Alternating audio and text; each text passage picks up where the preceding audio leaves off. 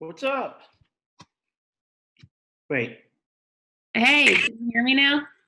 I can hear you. How are you? I'm great. How are you doing? Yeah, I'm all right. So we're broadcasting to everyone here, and we'll just kind of get started as people trickle in. And yeah, so how's DC treating you?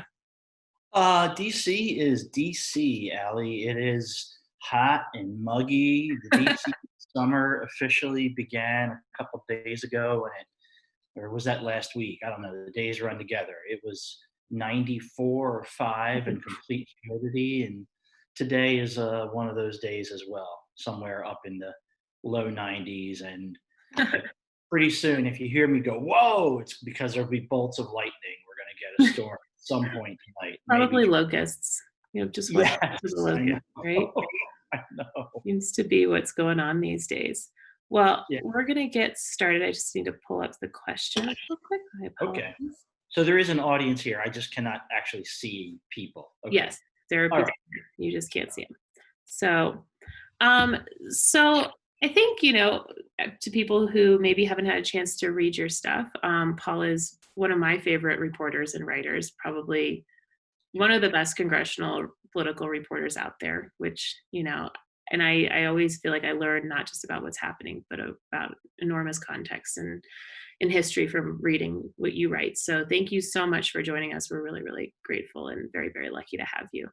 Well, With that, thank you for the kind introduction. well, so with that said, let's just set the stage for a larger conversation and what's happening with Congress and down ballot races, right? So what we've seen in the past couple of weeks has been pretty monumental. It certainly points a bright light on legislative bodies, local, state, and national, in terms of what is expected from certain people across the country. What are we seeing in terms of a response from Congress? So what I had to do today while it was work from home here at my island kitchen, TV off in the distance, I actually spent most of the day watching the House Judiciary Committee's hearing. That was technically about, the legislative proposals that Democrats rolled out on Monday. It's a collection of things that they have talked about off and on for several years. But it was really about George Floyd's brother being able to come forward and tell his family's personal story.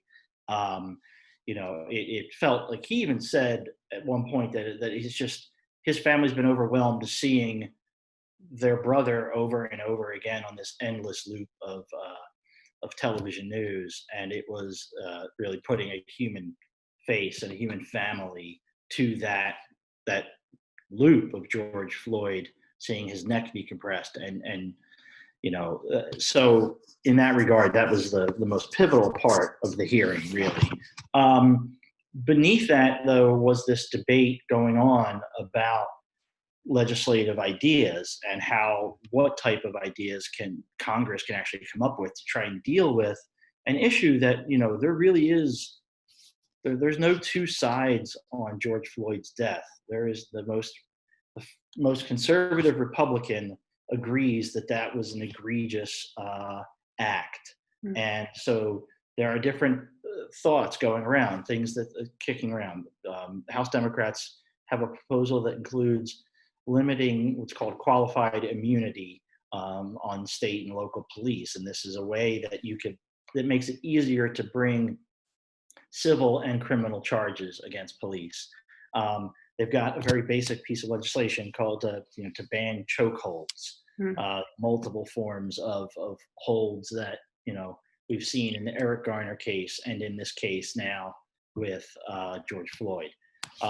There would be a national registry that would essentially try to be a clearinghouse of violent police misbehavior.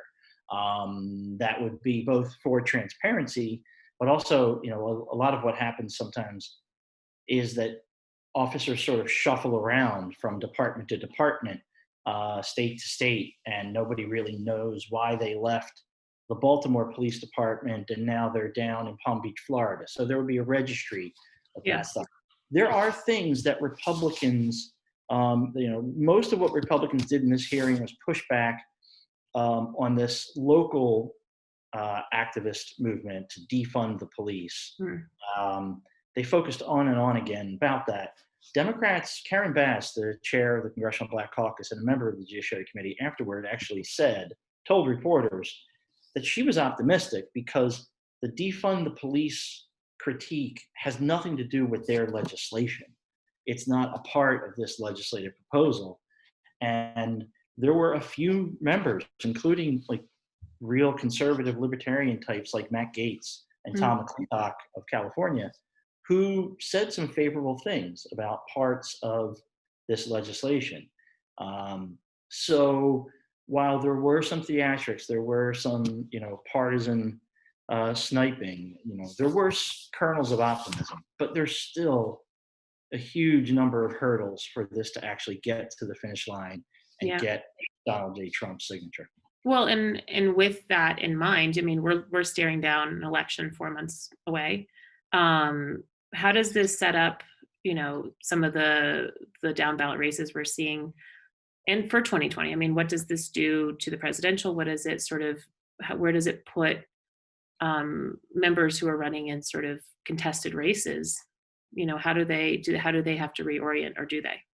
So there'll be two things that'll happen. The Republican campaign committees for House and Senate have really focused on defund the police, and they really are trying to tie that, what they think suburban moderate voters would view as something that is radical. They're trying to tie that to other Democratic candidates down ballot. Now, and you see that sort of manifesting with the meeting that Barr and Trump had with the police, I guess, a day or two ago, right? Absolutely. So, they want to have that, they want to try and present themselves. Republicans want to present themselves as the quote law and order party, believing that this is out of step with where suburban, former Republican, independent-ish leaning Democratic voters are that really tipped the balance in 2018. Their struggle is that a lot of those most contested races, the ones that flip the House to Democrats, a lot of those candidates are not, their backgrounds are in law enforcement or the military. There's people like Connor Lamb, who was both served in combat, came back and was an assistant U.S. attorney as a prosecutor. So it's tough to sort of try and make him look like he is some sort of flag-burning radical. In which race is he in? He's in Western Pennsylvania. He won that special election. Okay. It was a heavily contested special election in early 2018 that sort of really signaled the wave that was coming in 2018. And there was a redraw of the map. And so he is now in a bit more favorable of a district, just sort of east of Pittsburgh. And, the Republicans have a fairly strong candidate, also with a military background out there. But it's just a year that the biggest impact that all of the last couple of weeks has probably had down ballot is just the way the public has sort of recoiled from Trump and how Trump has handled this. Yeah. And if he is, weaker at the top of the ticket because of this, the down ballot effect becomes much more stark for Republicans. And there's a real question as to, whether or not somebody like Connor Lamb, who should be facing a tough reelect in an area, in a district that went just narrowly for Trump 4 years ago, they've been trying to figure out what the line of attack is on people like Connor Lamb, and they've yet to do so at the NRCC, the Republican Congressional Committee. So the Republican hope is that this gives them a way in, or it gives them a wedge, that there might be a wedge between the real hardcore liberal activist types who still aren't fully comfortable with Biden, and candidates like Connor Lamb, and that if they can do something to, deflate the energy because they expose this sort of rift. That's what they're hoping for. But right now, things look pretty good for Democrats, especially in the House. There are very few people who think the House is really in danger of flipping. Mm. And the bigger play right now is the Senate and figuring out just exactly how many races are really contested.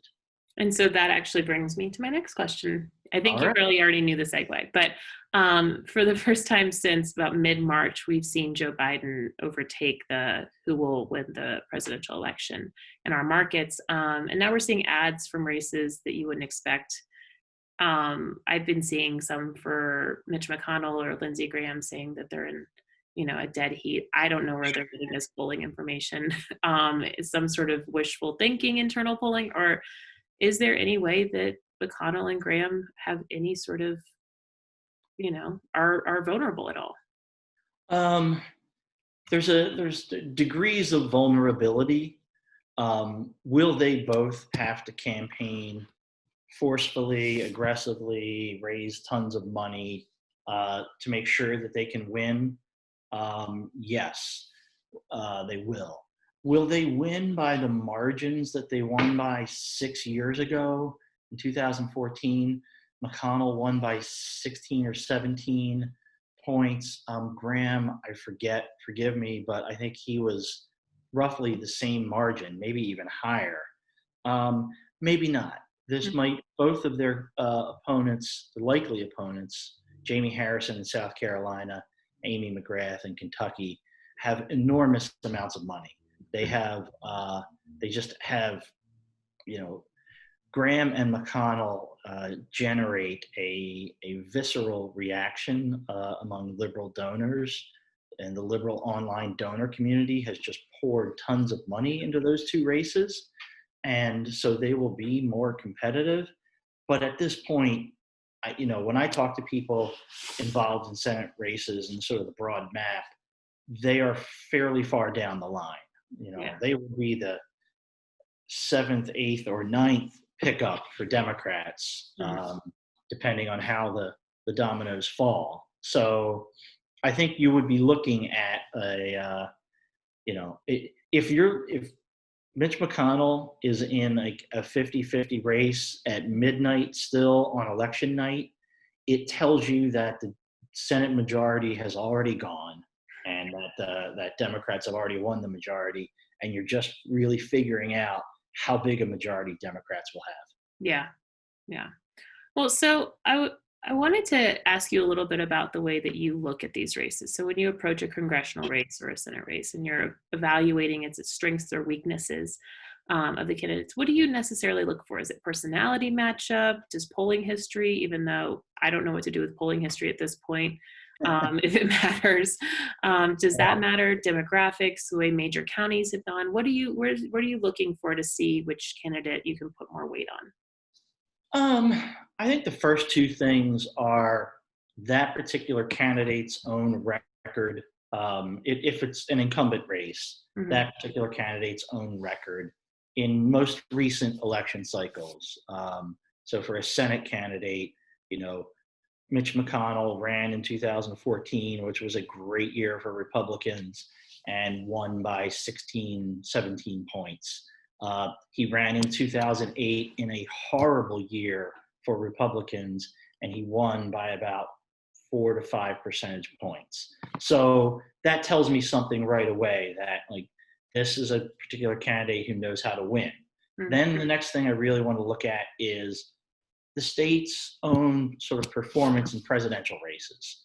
How did they do what happened in that state for, not just Trump Clinton, because that is probably such an incredible race that it will be hard to sort of replicate for years to come, but also how do they perform in, say, Obama-Romney 2012, and just sort of compare that.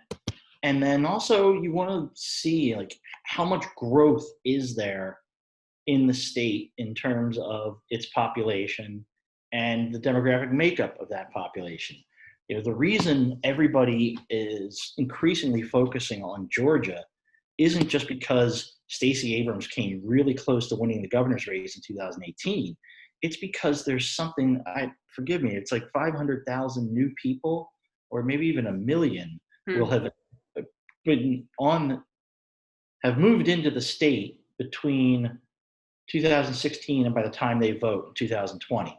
It is a growing state with lots of people so you don't have that sort of same track records to know, like Gwinnett County and Marietta and those places, because that's where all the growth is, out in the suburbs.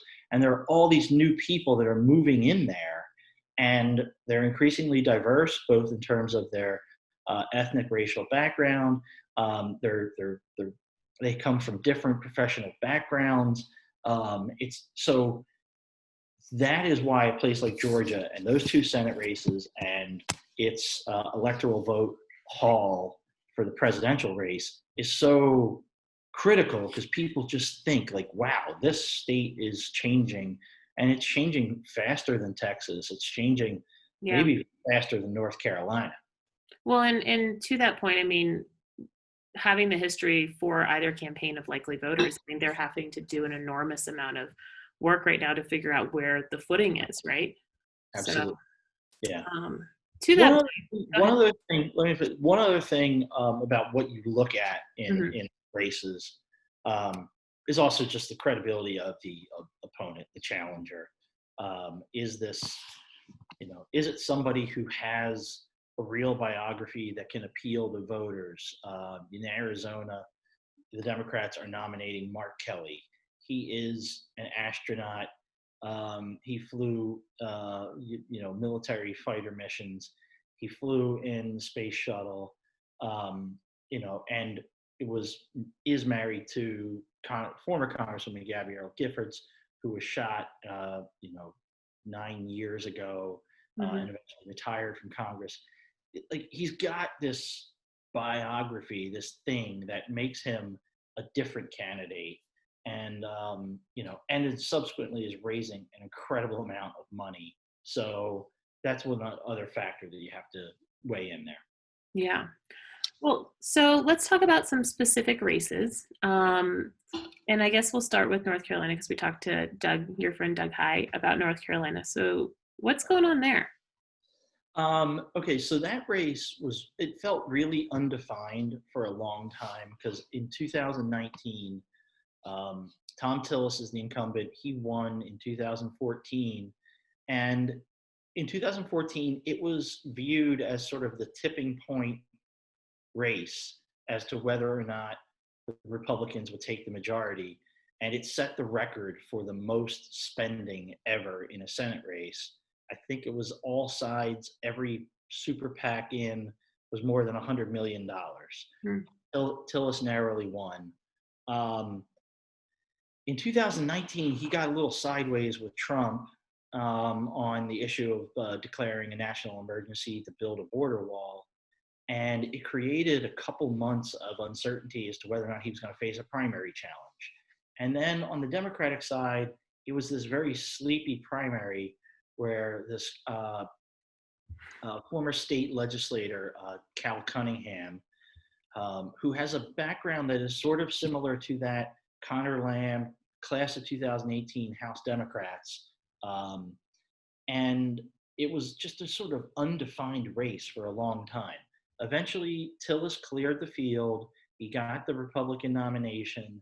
Cunningham won his primary by even bigger numbers than many people had expected. And he became a really big fundraiser. Overnight, Cunningham was raising huge sums of money. And that race is now, once again, in a lot of people's mind, North Carolina is kind of the tipping point as to whether or not where the majority is going to go. We'll get into some of the other races, but there are about 3 others that are considered more or better opportunities for Democrats. And that would be the 4th, and that would be the tipping point that gets them into the majority in the Senate. It is going to be a race where a lot of more money is already reserved on the airwaves in North Carolina than any other Senate race in the country. You already have it as a presidential battleground. So both the Biden and Trump campaigns, their affiliated super PACs are going to be pouring money in. And there's a governor's race there that may really be the sleeper effect for benefiting Democrats, because Cooper, the incumbent governor, is pretty, at this point, strongly ahead in his race. And he might be able to have some coattails that can help both Biden and Cunningham in the presidential and the Senate race. Do you think that Cooper's popularity, or in the polling initially, do you think that Trump pulling the RNC out of that and the polling that Cooper's seeing shows that perhaps that wasn't a great call, or what is that? You know, it's. Can we tell what any impact is anywhere anymore? It's really hard to know. Yeah. I don't think it can help Trump in any way. You know, that's that Charlotte area where the convention was going to be, down there in that sort of southern western, almost, you know, not quite as far west there as the foothills of near Tennessee, Asheville and such, but down there in that southwestern area, those suburban counties that ring around Charlotte, they're a key battleground. And by shunning Charlotte, by shunning North Carolina, it feels like he's picking a fight that he doesn't necessarily need to pick right now. He could do it in a sort of more quiet, diplomatic way, but we know one thing: if there's a choice between the quiet, diplomatic way and the Donald Trump way, Trump always picks the disruptor move. So I don't think, you know, is there a chance that he can spin it? Trump can spin it so that all the blame goes on Cooper, the governor. I guess there's a chance for that, but I don't know. It still feels like a stretch. Well, So. and it feels like it would have happened probably already at this point. Yeah. So I want to talk about Iowa, because I've been kind of watching Iowa, and I kind of find that in Texas a little bit fascinating, because it seemed like these were stalwart red states, right? And Texas, you saw Hillary Clinton putting money into Texas last election cycle, which initially caught me off guard, but you know, it seems like there was a little bit more room and maybe demographic shifting. And then we saw Steve King fall. So what's going on in Iowa these days?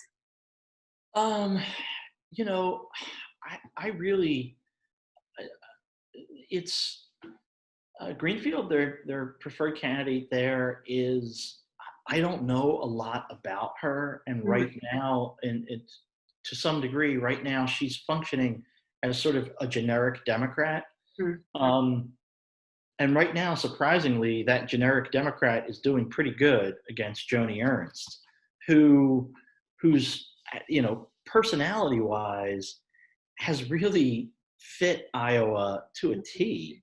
You know, she's definitely from farm country. She's got a military background. She's not made any big mistakes. There's no glaring error in her standing right now. And I think to some degree it's Trump's own, you know, he never plummets. Trump, if you guys, you know, you can look at all of your, even, you know, all your predicted polling, all the approval ratings, you know, there are times when he just sort of sags down. Like I think the lowest approval rating I've seen is maybe 39%, but it's 40 to 40. Yeah. Maybe. Yeah. But, you know, I think he's got a problem in Iowa that is, I wish we weren't living in the COVID era and we could really get some reporters out there and talk to people more on the ground. I feel like that's something that I'd like to know, but I think that Ernst is suffering from some sort of drag on Trump, because this sort of generic Democrat is doing pretty well against her. And if you look at 2018, the Democrats, there are 4 seats in Iowa, And basically, Iowa looks almost exactly like this rectangular box that Mhm. you and I are each in. Yeah.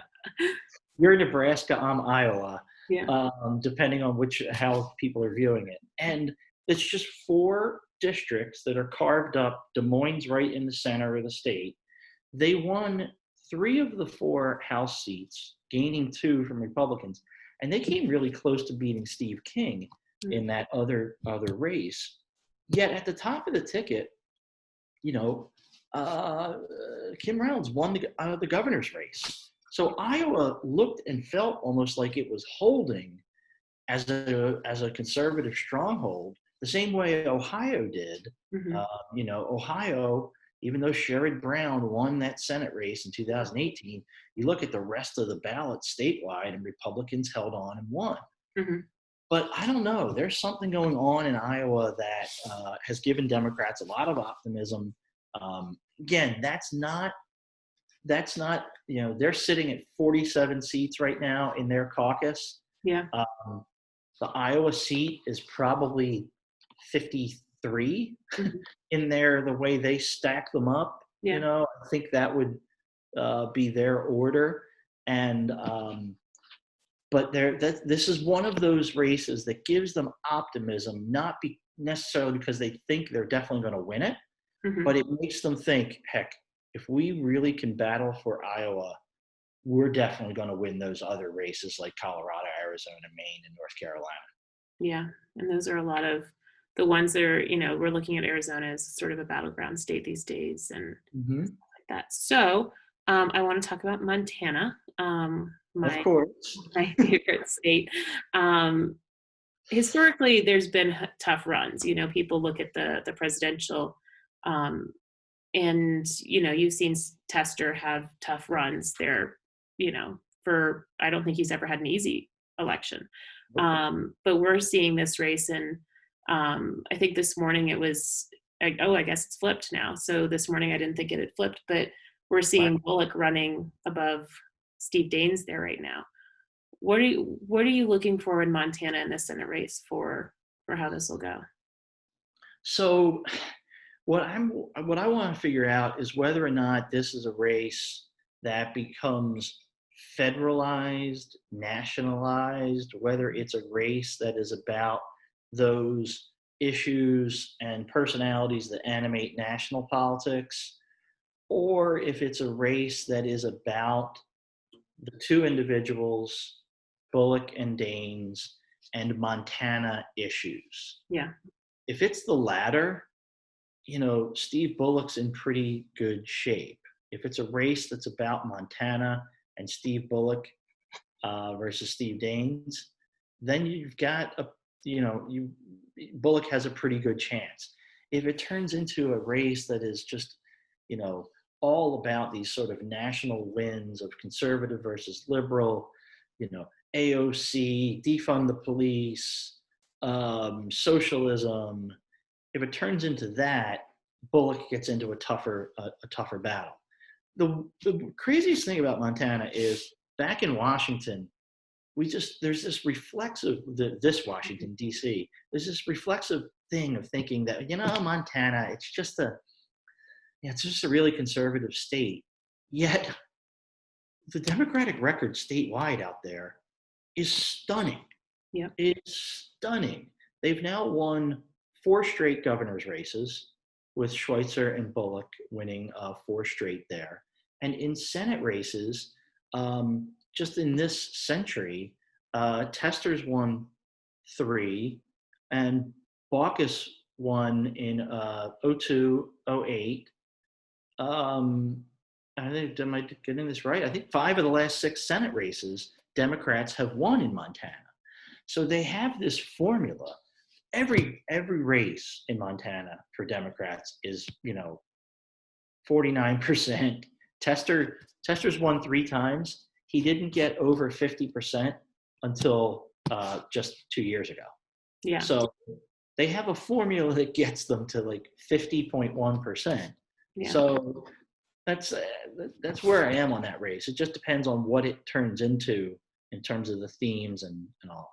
Yeah. And I mean, if you remember 2 years ago with the Tester race, President Trump was out here 4 times, multiple people. So if you're, I would even be curious to know if it gets nationalized, if that matters, because people seem to be super independent. So. Yeah, the line that Democrats used to use, Democratic strategists, was that, if you think that you can turn on John Tester, if you can turn a 300-pound man with 7 fingers and a buzz cut into a caricature of Washington, good luck. The big news I have on John Tester is that he no longer has a buzz cut. I was going to say that. During COVID, he has not gone to a barber, and his hair has just grown normal. And I looked at him, and I was like, what are you doing? Because I don't look like you when I grow up. Okay, so finally, Michigan. In the Electoral College, it's been, in our markets, has been solidly blue. Do you think 2016 was a bit of a fluke, or can Republicans remain competitive here? What do we know about John James? He's an African-American Republican, and how does he match up to Gary Peters? African-American military academy, a really heroic life story and background. And in 2018, in what was, generally considered a terrible year for Republicans nationally and Republicans in Michigan, he got the closest to winning of any of the Republicans in the statewide races against Debbie Stabenow. But it was still about a 5 or 6 percentage point margin. Republicans immediately went to him and said, run again. Run again against Gary Peters. He has very low visibility in the state. They sort of ran a mocking campaign calling him Jerry Peters, intentionally trying to get people to be confused as to who's Jerry Peters, who's Gary Peters. Oh, I don't know. Political theater. And James has raised a huge amount of money. He is easily, I think, the largest fundraiser among Republican challengers this cycle. There's 2 problems. One is Peters is a always underestimated, hardworking politician. He is just this sort of unassuming guy. And so you just don't think that he's that great of a politician. 12 years ago, in the middle of October, I was out there outside Detroit, in the suburbs, as he was running his first race for Congress, for a House district north of Detroit, against a 10 or 12 term incumbent named Joe Nolenberg. And Peters just out hustled him every step of the way and ended up winning by a comfortable margin. He survived 2010 when everybody else was losing, Democrats all across the country. In 2012, he got redistricted into a majority-minority district and ran against a minority in an incumbent versus incumbent race. He out-hustled that person in 2012 and won. And in 2014, he jumped into a Senate race. And in a year, 2014, when Democrats got slaughtered up and down Senate races everywhere, Peters won by a comfortable margin.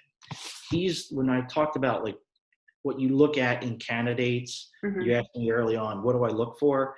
That tells me something about Gary Peters. He can win in really tough climates. Don't take him for granted. He's an incredibly hard worker.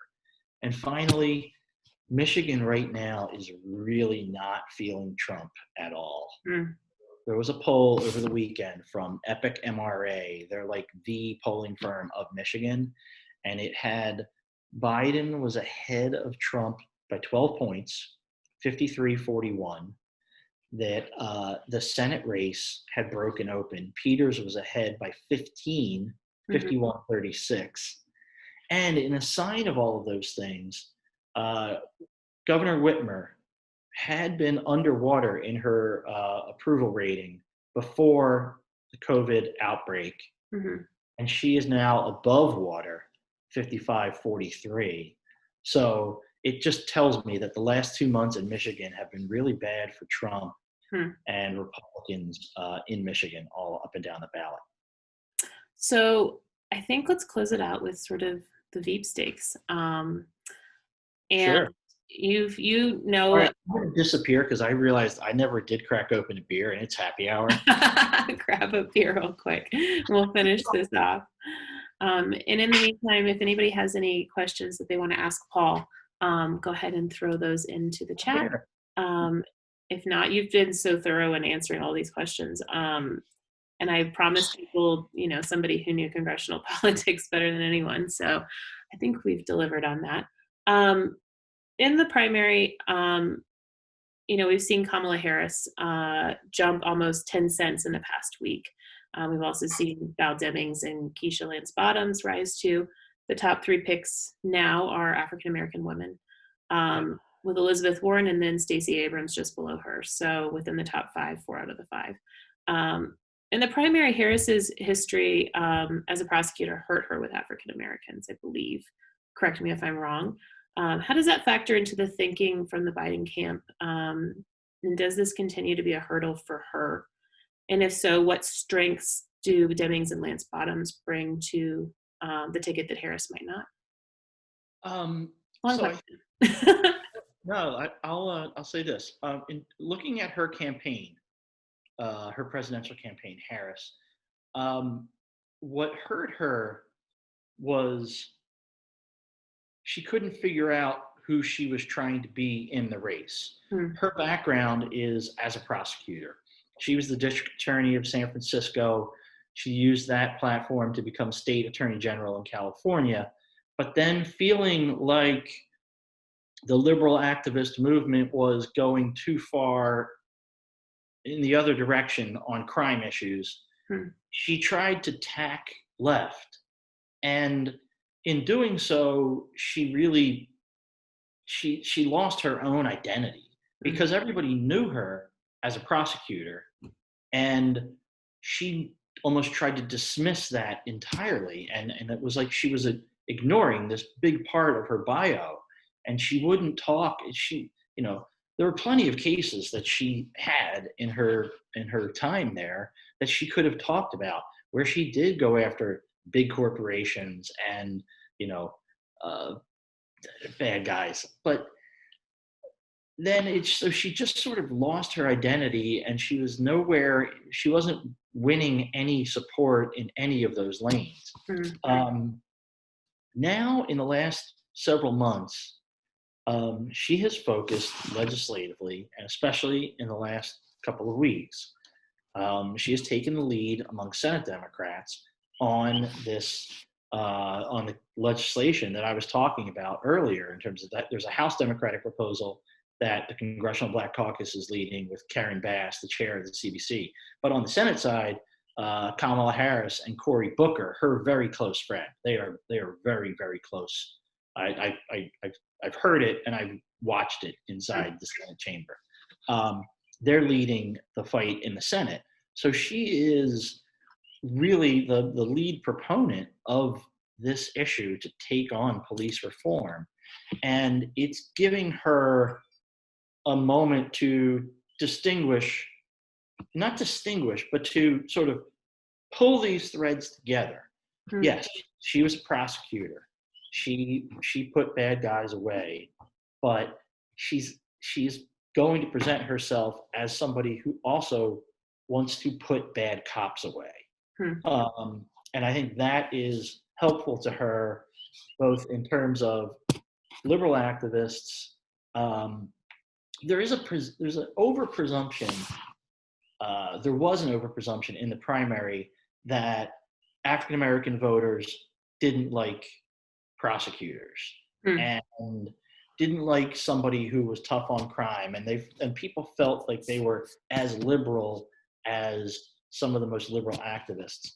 And Joe Biden took the bet that wasn't the case. Joe Biden felt like it wasn't a huge thing against him to have been the author of the '94 crime bill. Jim Clyburn, after all, voted for it. So now, what we do know is African American voters really as it's all voters, frankly, really do not like really bad cops. Mm. And if she can put those two things together, it really does put her in a different stage than some of the other potential VPs. Well, I think it's safe to say that we're all smarter having talked to you tonight. And I certainly feel like I have a bigger, broader understanding of how all of these disparate parts are lining up. So I think we're going to end this now. But Paul Kane, I'm just so, we'll make sure that we have somebody saying what a guest, so, and what a guy. So hopefully we'll be able to have you join again as things, solidify, maybe at the 2-month mark or something, so we can talk about all of these down ballots. And again, it's just so nice to see your face and to chat with you and to learn from you, and thank you so much for your time. So, all right. Thank you guys for joining. We really appreciate it. Yeah, thank you very much, everybody. Take care. Bye-bye. Bye.